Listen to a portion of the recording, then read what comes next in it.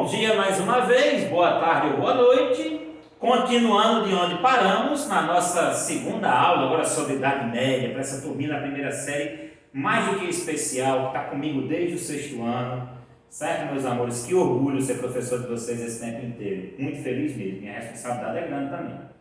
Vamos agora falar da Baixa Idade Média. Vamos falar daquela transição da alta para baixa, do feudalismo que estava chegando ao seu ápice, bombando, né? O feudalismo bombando, produzindo muito, gerando aumento na população, ressurgimento das cidades, os burgos, ressurgimento do comércio, graças ao alto índice de produção agrícola.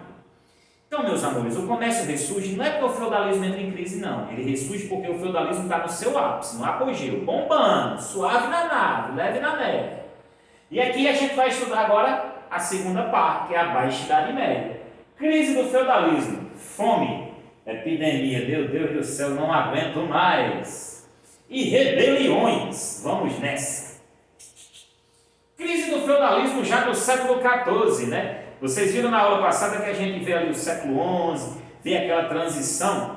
O século XI, meus amores, além do feudalismo estar bombando, produzindo muito, que gera o ressurgimento das cidades e do comércio, nós vamos ter as cruzadas, ok? Expedições de caráter militar e religioso, idealizado pelo Papa Urbano II em 1095, que tinha como objetivo reconquistar a Terra Santa para os cristãos, saindo da Europa até o Oriente Médio, até Jerusalém.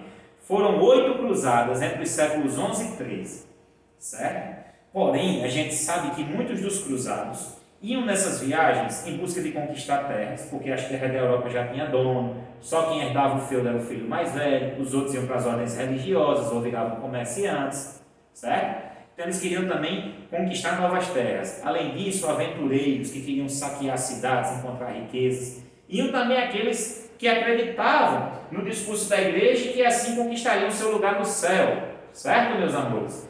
E não conseguiram reconquistar Jerusalém para os católicos, não. Piorou a relação entre cristãos e muçulmanos, que houve verdadeiros massacres. Porém, a gente vai ver o estabelecimento de novas rotas comerciais e novos produtos. Seda, pólvora, papel, as especiarias, que a gente vai estudar ainda mais à frente. Cravo da Índia, canela em pó, noz moscada, tudo, pimenta do rei, que ajudava a melhorar o sabor dos alimentos e armazená-los por mais tempo, que vai dar um lucro muito grande aos europeus. Também uma troca de ideias, de costumes, de conhecimento, um intercâmbio cultural muito forte, né? Não há nada tão ruim que não tenha como se tirar algo de bom.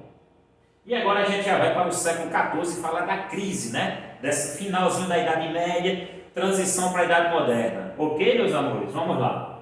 A fome. Aumento populacional. Produção agrícola insuficiente.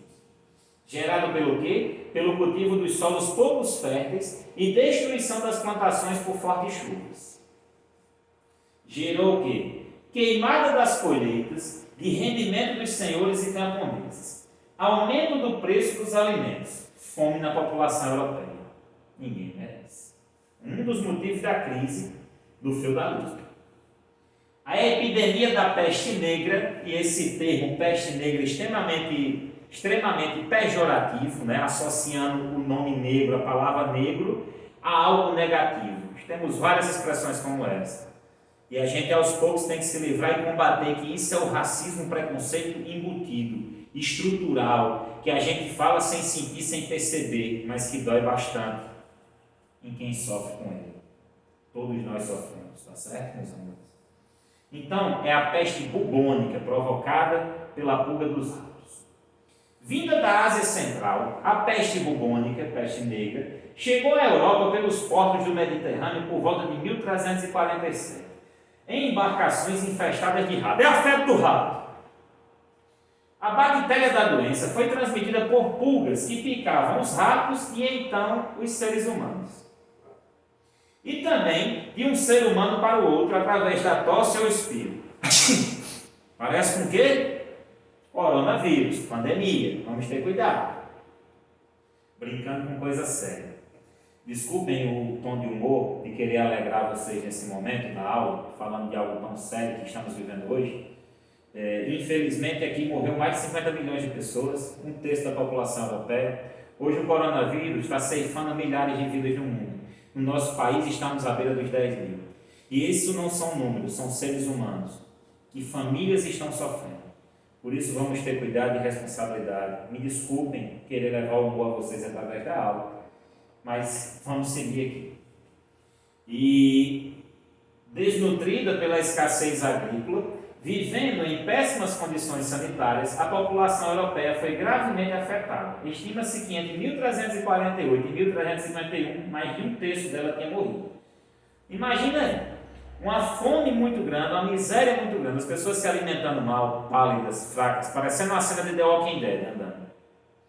Junto a isso, péssimas condições sanitárias. Ninguém tinha o conhecimento que a higiene salvava vidas. Lavar mãos, tomar banho frequentemente, escovar os dentinhos, sistemas de saneamento básico, esgoto, não tinham noção disso nessa época. Era muito comum nas cidades europeias as pessoas fazerem suas necessidades e jogá-las no meio da rua, a céu aberto.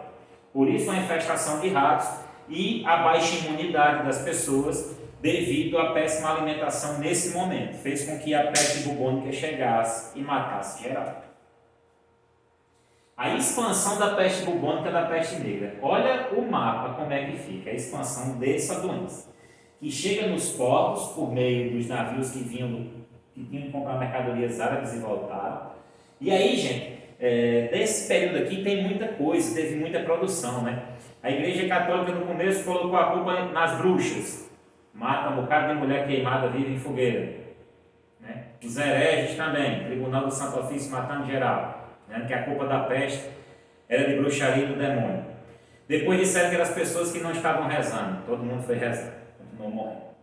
E aí depois os padres já não venha para a igreja não, deixa que eu vou na sua casa dar extrema-unção.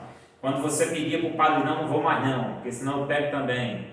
Gente, imagine você sair na rua e o assunto é a morte. Morreu alguém da minha família, morreu alguém da sua.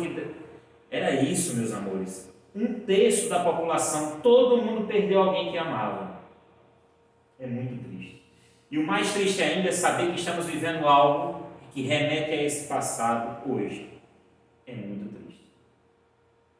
Mas devemos ter a fé em Deus e principalmente também na ciência, que Ele consiga iluminar a mente dos nossos cientistas, porque de lá para cá teve uma evolução muito grande no conhecimento científico e médico, tá? E devemos manter viva a esperança, claro que fazendo nossa parte com responsabilidade para nos proteger e proteger os outros também.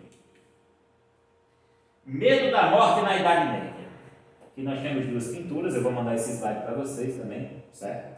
A morte era representada na figura de esqueletos que dançavam cobertos por um manto, liderando indivíduos dos mais variados segmentos sociais. Nessas representações, as diferentes camadas sociais da Europa medieval apareciam, enfim, igualadas no final da vida. A morte une a todos, iguala a todos. Certo? Na literatura aqui, o ars moriendi, a arte de morrer, foi um gênero literário cujos textos ensinavam aos cristãos os preparativos para uma boa morte, davam conselhos para evitar as tentações no leito de morte, regras gerais de boa conduta e amigos e parentes do agonizante e preces apropriadas à situação. Então ele estava ensinando como chegar aos momentos finais, como se comportar, como sua família e os amigos deveriam estar ali. O medo de morrer, o medo da vida após a morte, do purgatório e do inferno, era muito forte na Europa medieval. Muito por conta da Igreja Católica também, que nesse momento aqui tinha os dogmas baseados também no medo, né? Não faça isso, senão você vai para o inferno. Não faça isso, senão você vai para o purgatório. Pague o dízimo, senão você vai para o inferno. Obedeça o bispo, senão você vai para o inferno. Tudo isso ia para o inferno. E era uma visão de fim de mundo, de apocalipse terrível. Lembre-se, estou falando da igreja da Idade Média. Não vão sair daí com raiva da igreja, jogando pedra, botando fogo em padre, tá certo? Idade Média que eu estou falando. Ok, meus amores? Vamos respeitar as instituições. Revoltas populares no século XIV. A gente teve epidemia, fome e revoltas. Aqui, ó, as principais. Na França, no Flandres, na Inglaterra. Década de 1350, camponês, os jaqueris, quer dizer João Ninguém, é uma tradução do que seria hoje o João Ninguém. Motivadas pela cobrança de impostos, altos tributos pelos senhores, pela crise de fome, contra o poder da nobreza. Repressão que ocasionou a morte de 20 mil camponeses. Nos Flandres, trabalhadores urbanos, concorrência das oficinas artesanais formadas por trabalhadores rurais e consequente redução do seu salário, derrota dos revoltosos. Na Inglaterra, trabalhadores do campo e da cidade, cobrança de um novo imposto, estavam se revoltando contra isso. Massacre sobre rebeldes. Se você olhar, todos sendo massacrados. Não havia liberdade de expressão. A gente já via aqui o surgimento, né? Ainda feudalismo, ainda poder na mão dos senhores feudais, mas não havia liberdade. Então, gente, é uma crise muito forte. Revolta, epidemia, fome. Processo de centralização. Além disso, para completar a guerra, né? Guerra dos 100 anos entre França e Inglaterra, que durou 116, mas botaram 100 para arredondar, para ficar mais bonito. Processo de centralização política na Europa. Ou seja, aquilo que a gente viu no feudalismo agora está voltando. Se era o poder descentralizado, dividido na mão dos senhores, agora ele ia voltar para a mão do rei. Vamos entender como? A centralização monárquica e o Estado moderno. Apoio da burguesia, interessada no fim das restrições impostas pelos senhores feudais para transportar e negociar mercadorias entre as cidades. Olha que engraçado. O comércio ressurge graças ao feudalismo. A burguesia surge graças ao feudalismo. Mas agora eles passam a ver no feudalismo um obstáculo. Porque imagina aí, eu estou aqui no feudo de Caicó. Para sair para o feudo de Jardim do Seridó, eu pago imposto para ir para lá, para voltar para cá. Então, se eu entrei aqui, esqueci da mercadoria, eu pago imposto 2 vezes. Além disso, era uma moeda em cada feudo. Aqui usava ducado, lá usava o dólar. Além disso, um peso e medida em cada feudo. Aqui era no quilo, lá era na libra. Meu irmão, era uma confusão o comércio. Então, a burguesia vai apoiar o rei, financiando a formação de um exército, para que ele diminua o poder dos senhores feudais, para isso. Para que ele coloque um idioma só, um peso e medida só, um imposto só, uma moeda só. E assim facilitar o comércio. Por outro lado, o rei com isso vai chegar ao poder, vai ter o poder todinho para ele. Apoio de parte da nobreza, desejosa de manter seus privilégios, após ter se enfraquecido com as cruzadas e as fugas dos servos para as cidades. A partir daí, fruto disso aqui, nós vamos ter o quê? Centralização do poder monárquico, imposição da autoridade dos reis sobre determinados territórios, unificação da moeda, das leis e dos impostos, atendendo o interesse da burguesia mercantil, comercial. Ocorreu ao longo do tempo, apesar da oposição da maior parte dos senhores feudais, que temiam perder seu poder, e da igreja, que receava que os reis se tornassem politicamente mais fortes que o Papa. Se junta a igreja e os senhores feudais com medo de quê? Perder poder. Mas é inevitável, as monarquias surgem. Surgimento do Estado moderno, caracterizado pela existência de um mesmo povo, que compartilha uma única língua, vive em um mesmo território, defendido por um exército, e é governado por um monarca soberano. Então essas são as características dessas monarquias nacionais. Eu fico imaginando a reunião da burguesia com os reis, né? O burguês chega, meu senhor, eu vim aqui lhe oferecer dinheiro para que o senhor contrate um exército, para diminuir o poder desses senhores feudais, para que o senhor possa botar uma moeda só, um peso e medida só, um imposto só.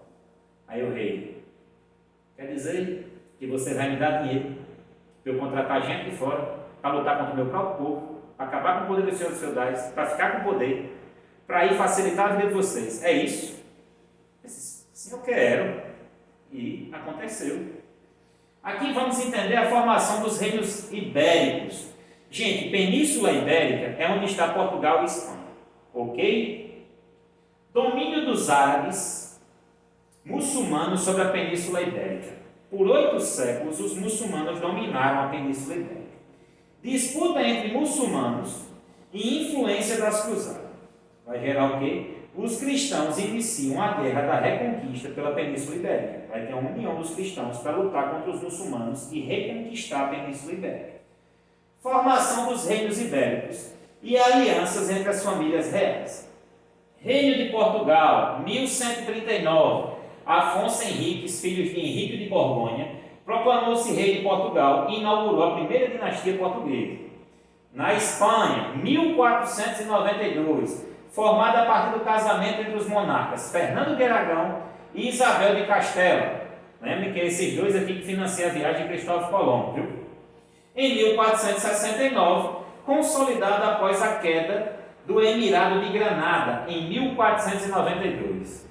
Expulsão dos muçulmanos, a união dos vários reinos que compõem esse território, Igreja Católica ajudando, é por isso que vão ficar conhecidos como reinos católicos.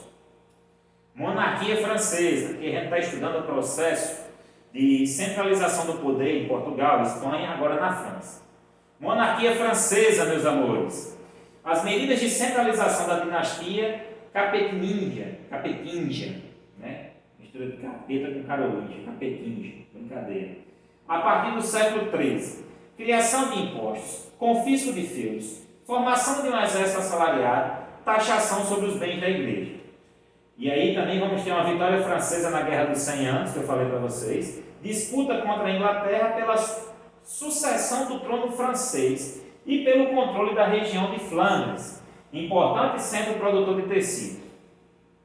Consequência: enfraquecimento da nobreza francesa, aliança entre os nobres franceses e os reis da dinastia Valois, consolidação do poder real francês.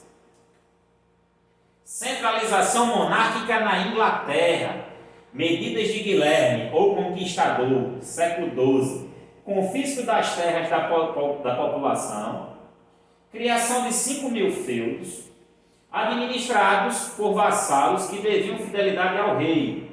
Embora o poder real tenha se fortalecido, os monarcas ingleses continuaram a lutar para manter a autoridade real sobre os senhores feudais nos séculos seguintes. Ou seja, ele começa aqui, mas vai ter uma luta longa ainda, até que o rei tenha mais poder do que os senhores feudais.